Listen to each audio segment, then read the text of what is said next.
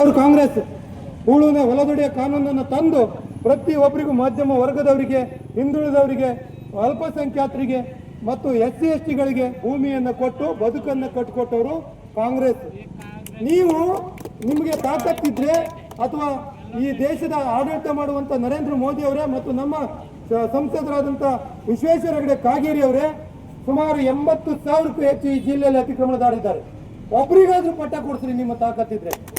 ಅದನ್ನ ಬಿಟ್ಟು ಧರ್ಮ, ದೇವರು, ಜಾತಿ ಈ ಹೆಸರು ಮೇಲೆ ರಾಜಕೀಯ ಮಾಡ್ತಿರಲ್ಲ. ನಾಚಿಕೆ ಆಗಲ್ವಾ ನಿಮಗೆ? ನಾಚಿಕೆ ಆಗಲ್ವಾ? ಸಮಾನತೆಯ ಬದುಕನ್ನು ಕೊಡ್ರಿ. ಈ ದೇಶದಲ್ಲಿ ವಾಕ್ ಸ್ವಾತಂತ್ರ್ಯ ಇದೆ.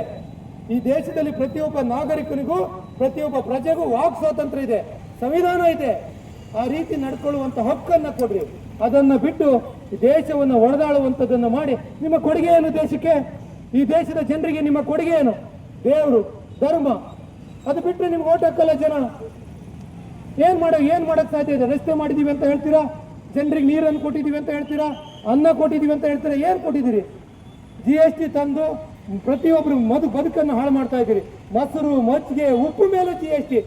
ನಾವೆಲ್ಲರೂ ಒಂದು ದೊಡ್ಡ ಹಾಲು ಕುಡಿದ್ರು GST ಕೊಟ್ಟು ಬರ್ಬೇಕು. ಈ ರೀತಿ ಬದುಕು ನಮ್ಮ ದೇಶದ ಜನಗಳದು. ಅದರಿಂದ ನಾವು ಇದನ್ನು ಖಂಡಿಸ್ತಾ ಇದ್ದೀವಿ. ಇವತ್ತು ಸಂಪೂರ್ಣ ನೀತಿ ಎಕ್ಸಾಮ್ ಅನ್ನ ಹೊಣೆಯನ್ನ ಹೊತ್ಕೊಂಡು ಭ್ರಷ್ಟಾಚಾರ ಏನಾಗಿದೆ, ಪ್ರಶ್ನೆ ಪತ್ರಿಕೆ ಏನು ಸೋರಿಕೆ ಆಗಿದೆ, ಅದು ಸಂಪೂರ್ಣ ಹೊಣೆಯನ್ನು ಹೊತ್ಕೊಂಡು ಧರ್ಮೇಂದ್ರ ಪ್ರಧಾನ್ ಅವರು ಮರ್ಯಾದೆ ಇದ್ರೆ ರಾಜೀನಾಮೆಯನ್ನು ಕೊಡಬೇಕು. ಈಗ ಇಲ್ಲ ಅಂದ್ರೆ ನಾವು ಇನ್ನೂ ಉಗ್ರವಾದಂತಹ ಪ್ರತಿಭಟನೆಯನ್ನ ಮಾಡಬೇಕಾಗುತ್ತೆ ಮುಂದಿನ ದಿವಸದಲ್ಲಿ. ಮತ್ತೆ ಬೆಲೆ ಏರಿಕೆಯನ್ನ ತಕ್ಷಣ ಕಡಿಮೆ ಮಾಡಬೇಕು. ನೀವೇ ಹೇಳಿರೋದು ಕಾಂಗ್ರೆಸ್ ಸರ್ಕಾರ 60 ರೂಪಾಯಿಯನ್ನ ಮಾಡಿದೆ, ಜಾಸ್ತಿ ಮಾಡಿಬಿಟ್ಟಿದ್ದಾರೆ. 400 ರೂಪಾಯಿ ಸಿಲಿಂಡರ್ ಮಾಡಿದ್ದಾರೆ, ನಾವು ಕಡಿಮೆ ಮಾಡ್ತೀವಿ ಅಂತೇಳಿ ನಿಮ್ಮ ಬಾಯಲ್ಲೇ ಅಲ್ವಾ ಹೇಳಿದ್ದು ನೀವು? ಇವತ್ತು 1000 ರೂಪಾಯಿ ಆಗಿದೆ.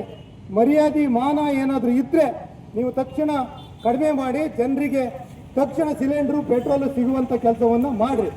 ಈ ದೇಶದಲ್ಲಿ ಏನ್ ಜನರಿಗೆ ಕೊಡಬೇಕು, ಜನಗಳೇ ಬದುಕಬೇಕು. ಜನಗಳಿಲ್ಲದೆ ಇದ್ರೆ ನೀವೇನ್ ಮಾಡ್ತೀರಿ? ಜನಗಳಿಗೆ ಬದುಕನ್ನು ಕಟ್ಕೊಡ್ಲಿಕ್ಕೆ ಒಂದು ಅವಕಾಶವನ್ನ ಮಾಡಿಕೊಡ್ರಿ. ಸಂಪೂರ್ಣ ಆಡಳಿತದಲ್ಲಿ ವಿಫಲತೆ ಆಗಿದ್ದೀರಿ. ನೀವು ರಾಜಕೀಯದಿಂದ ನಿವೃತ್ತಿಯಾಗಿ ವಿರೋಧ ಪಕ್ಷದಲ್ಲಿ ಕುತ್ಕೊಳ್ಳೋಕ್ಕೂ ನಿಮ್ಗೆ ಬರಲ್ಲ. ಆಡಳಿತ ಮಾಡೋಕ್ಕಂತೂ ಸಂಪೂರ್ಣ ಬರಲ್ಲ, ವಿರೋಧ ಪಕ್ಷದಲ್ಲಿ ಕುತ್ಕೊಳ್ಳೋಕ್ಕೂ ಬರಲ್ಲ. ಆದ್ರಿಂದ ನೀವು ಒಳ್ಳೆ ರೀತಿಯಲ್ಲಿ ಮನೆಯಲ್ಲಿರೋದು ಒಳ್ಳೇದು ಅಂತಕ್ಕಂಥ ಮಾತನ್ನು ಹೇಳ್ತೀರಿ. ಇವತ್ತಿಂದ ಏನು ಪ್ರತಿಭಟನೆಯನ್ನು ಮಾಡಿದರೆ ಒಳ್ಳೆ ಕೆಲಸ ಮಾಡ್ರಿ. ಪ್ರತಿಭಟನೆ ಅಂದ್ರೆ ಏನು? 80,000 ಜನ ಇವತ್ತು ಅರಣ್ಯ ಅತಿಕ್ರಮಣದಾರರಿದ್ದಾರೆ. ನಿಮ್ಮದೇ ಸರ್ಕಾರ ಇದೆ, ಅವರಿಗೆ ಪಟ್ಟ ಕೊಡಿಸುವಂಥದ್ದು ಹೋರಾಟ ಮಾಡ್ರಿ. ಅದನ್ನ ಬಿಡ್ಕೊಂಡು ಭ್ರಷ್ಟಾಚಾರ ಆದ್ರೆ ಅದ್ರ ವಿರುದ್ಧ ಹೋರಾಟ ಮಾಡ್ರಿ. ಹೋಗಿ ಒಂದು ಸ್ಕೂಲಲ್ಲಿ ಮಕ್ಕಳು ವಿದ್ಯಾಭ್ಯಾಸ ಕಲಿತಾರೆ, ಆ ಸ್ಕೂಲು ಬೀಳುವಂತ ಹಂತದಲ್ಲಿದೆ, ಅದಕ್ಕೆ ತಡೆಗೋಡೆಯನ್ನು ಕಟ್ಟಬೇಕು. 30 ವರ್ಷ ನಿಮ್ಮದೇ ಶಾಸಕರಿದ್ದಾರೆ, 15 ವರ್ಷ ಸಚಿವರಿದ್ದೀರಿ. ಅಂತ ಸಂದರ್ಭದಲ್ಲಿ ಒಳ್ಳೆ ಕೆಲಸಗಳನ್ನ ಮಾಡೋಕ್ಕಾಗದೆ ಇವತ್ತು ಪ್ರತಿಭಟನೆ ಮಾಡಿ ಅದನ್ನ ಕಟ್ಟಬೇಡ್ರಿ ಅಂತ ಹೇಳ್ತಿರಲ್ಲ. ನಾಚಿಕೆ ಆಗಲ್ವಾ ನಿಮ್ಗೆ? ಮಾನ ಮರ್ಯಾದೆ ಇಲ್ವಾ? ನಿಮ್ಮ ಜನ್ಮಕ್ಕೂ ಇಷ್ಟೇ. ಇವತ್ತು ನಾಚಿಕೆ ಆಗ್ಬೇಕು ನಿಮ್ಗೆ. ಯಾರು ನಾವೆಲ್ಲ ಏನು ಮನೇಲಿ ಇರ್ತಾರೆ, ಪ್ರತಿಭಟನೆ ಮಾಡಲ್ಲ ಅಂತ ತಿಳ್ಕೊಂಡಿದ್ದೀರಾ? ನೀವು ಮಾಡಿ, ಅದನ್ನ ಕಟ್ಟೇ ಕಟ್ತಾರೆ. ನಾವು ಅದನ್ನ ತಡಿತೀವಿ. ನೀವು ತಡೆಯೋದಾದ್ರೆ ನಾವು ಅದನ್ನ ಕಟ್ಟಲಿಕ್ಕೆ ಸಂಪೂರ್ಣ ಸಪೋರ್ಟ್ ಮಾಡ್ತೀವಿ. ಸರ್ಕಾರ ಇದೆ, ನಮ್ಮ ಪಾರ್ಟಿ ಇದೆ, ಸಂಪೂರ್ಣ ನಿಂತು ಕಟ್ಟಿಸ್ತೀವಿ. ನಿಮ್ಮ ಜನಪರವಾದಂಥ ಕೆಲಸಕ್ಕೆ ನಮ್ಮ ರಕ್ತ ಕೊಡ್ಲಿಕ್ಕೂ ಸಿದ್ಧ ಇದ್ದೀವಿ. ನಾವು ಕಾಂಗ್ರೆಸ್ನವರೇ ಹಾಗೆ. ಈ ದೇಶದಲ್ಲಿ ಸ್ವಾತಂತ್ರ್ಯ ತರಬೇಕಾದ್ರೆ ಅನೇಕ ಬಲಿದಾನವನ್ನು ಮಾಡಿದವರು ಕಾಂಗ್ರೆಸ್ನವರು. ನಿಮ್ಮ ಬಿಜೆಪಿಯಲ್ಲಿ ಒಂದು ನಾಯಿನೂ ಸತ್ತಿಲ್ಲ. ನಿಮ್ಮ ಬಿಜೆಪಿಯವರಿಂದ ಒಂದು ನಾಯಿನೂ ಸತ್ತಿಲ್ಲ. ನಿಮ್ದೇನಿದ್ರು ಮೋಸ, ಭ್ರಷ್ಟಾಚಾರ,